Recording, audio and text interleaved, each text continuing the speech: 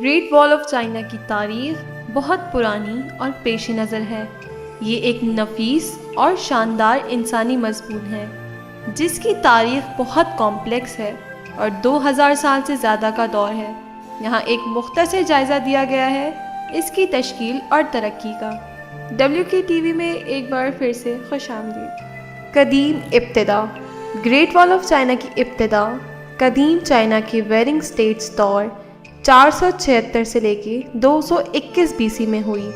اس دور کے دوران قدیم چائنا کی الگ الگ اسٹیٹس اور سلطنت میں ایک دوسرے کے خلاف خود اپنی حفاظتی دیواریں بنائیں۔ پہلے بادشاہ۔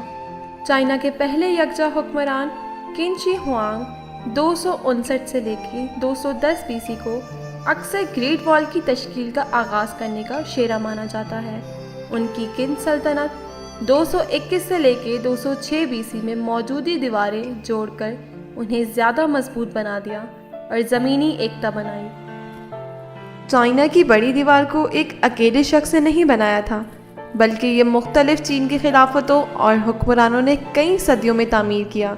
اس کی تعمیر کا آغاز 7ویں صدی قبل مسیح کے دوران ہوا تھا، جبکہ جنگوں کے دوران اور یہ کئی صدیوں تک جاری رہی۔ یہ دیوار مختلف دنیائی خلافتوں جیسے چنگ ہین، ہین منگ اور دوسری دیواروں کی طرف سے بڑھایا گیا، دوبارہ تعمیر کیا گیا اور اس کی حفاظت کی گئی۔ چائنا کی بڑی دیوار کا اصل مقصد مختلف شمالی طرف سے آنے والے قبائل جیسے کہ حملوں سے محافظت فراہم کرنا تھا، جیسے کہ زینگنو اور منگولز وغیرہ۔ اس کا مقصد چائنا کے شمالی سرحد کی حفاظت کرنا اور سلک روٹ پر سیر و سفر اور امیگریشن کو کنٹرول کرنے میں مدد فراہم کرنا تھا۔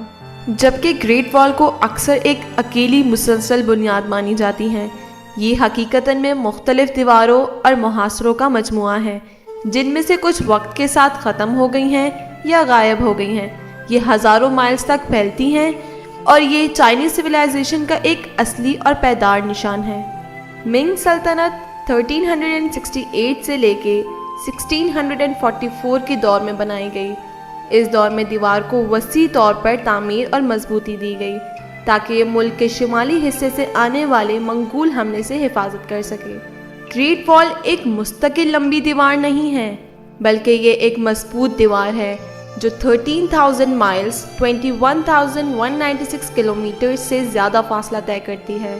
ان دیواروں کی تعمیر کے لیے الگ الگ چیزوں کا استعمال ہوا ہے، جیسے زمین، لکڑی اور سنگ۔ گریٹ وال کی تعمیر ایک بہت بڑا جذبات ہے جو کہ بڑی بنیاد ضروری تھی۔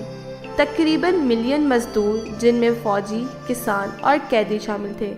گریٹ وال صرف ایک فضائی دیوار نہیں تھی، بلکہ یہ چائنا کے تمدن، قوت عسکری اور ملک کے اتحاد کو دکھانے کا نشان بھی تھا۔